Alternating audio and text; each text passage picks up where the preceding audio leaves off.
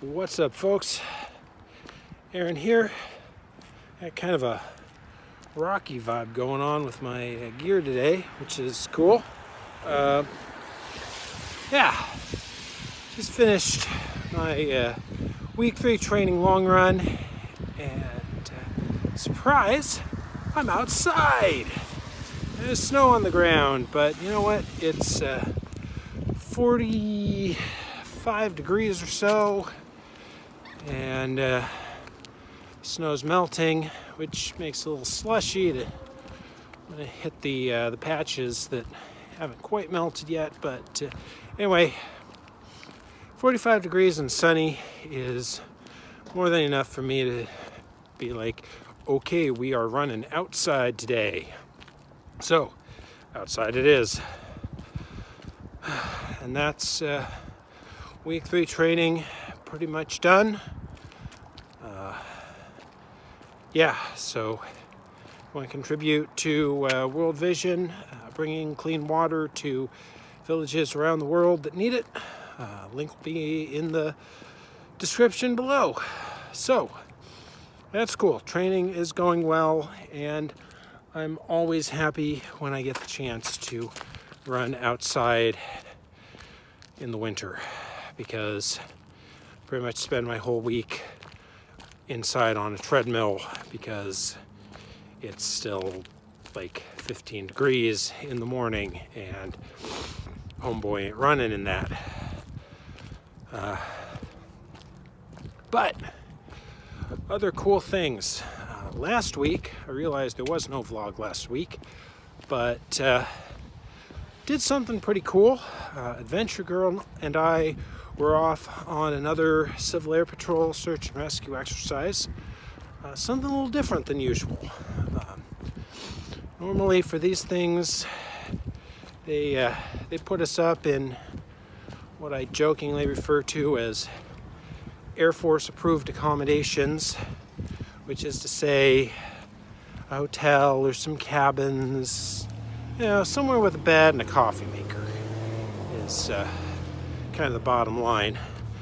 This was kind of a winter survival training, so there were no beds except what we brought, and we slept outside either in tents or in makeshift shelters. I am admittedly not quite so hardcore as to have done the makeshift shelter. Maybe next time. Maybe if I'm not driving a van full of cadets home the next day and feel like I definitely want to make sure that I'm still well rested. Because I'd like to give my wilderness gear, my actual survival gear, a test, where if things go sour, I can pull the plug and go to safety somewhere warm. Anyway, so spent the night outside in a tent, got to about 15 degrees. Adventure Girl and I had good cold weather sleeping bags though, so not too big of a deal there. Honestly, the interesting thing for me was, you know, when I was a kid and a teenager, my family would go on vacation once or twice a year. Not usually anything big and fancy, but we had a trailer that we pulled behind our van, and you know, we'd go to the woods, go to the beach, and we'd camp at the state campgrounds usually. And so the last time I slept in a tent, I was probably 14. Maybe 15. I don't know. I'd have to ask my mother exactly when the last time was, but that's my recollection. The thing is, I grew up kind of in the high desert, and it wasn't, at least for the first few years, there weren't a whole lot of neighbors, and even when the area did start filling in a little bit, it still didn't exactly fill in a whole heck of a lot. So I grew up where you could go out in the backyard, at night, and you can look up and you can see a lot of stars. I mean, a lot, you know. And then of course camping, you know, out in a state park or something, you could see all the stars on a clear night. And it was a very clear night last Friday night, and I could see all the stars and hear owls hooting in the trees, hear coyotes howling in the distance. And you know, man, that took me back too, because you know, I had coyotes in the desert, and I used to sleep with my window open at night in the summer and fall asleep being able to hear the coyotes howl. So, you know, hearing that was just kind of a trip down memory lane. And then the stars, I mean, you know, I live in the city, well, the suburbs. I've lived in the burbs now for pretty much my whole adult life. And you see some stars, but you don't see that many, because there's all the city lights and all the light pollution.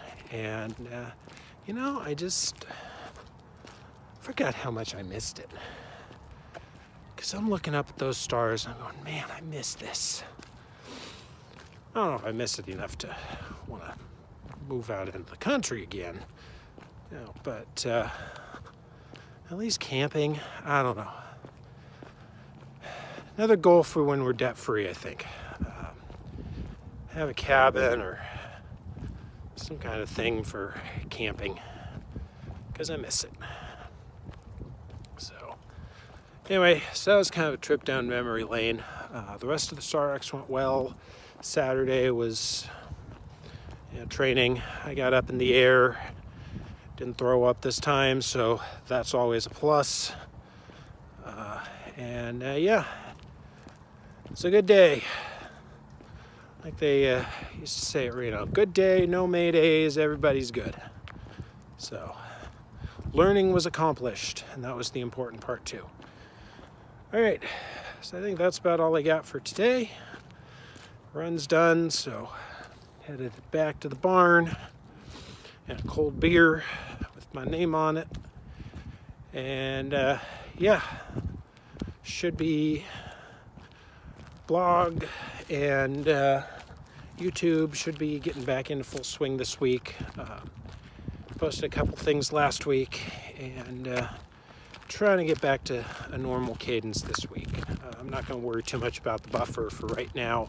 I'm just going to focus on staying one day ahead and kind of hammer out other things on my to-do list till I get to where I can focus on the buffer again. Because I think one of the things that's been killing me is I'm trying to do too many things at once. You know, I'm trying to do the KonMari stuff. I'm trying to sell a bunch of stuff on eBay. I'm trying to get the buffer back up on the blog. Trying to do a lot more Twitch stuff, and I can't do all of these things all at the same time. So I got to focus on one thing. So that's what I'm going to do, as much as I can. Yeah, we'll see how this works.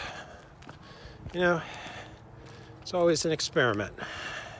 Doesn't work, you change something. That's the whole point of being agile, and I am all about being agile. So, all right, that's what we got. See if I can throw a couple pictures of camping stuff up when I edit this, and we'll talk to you next week.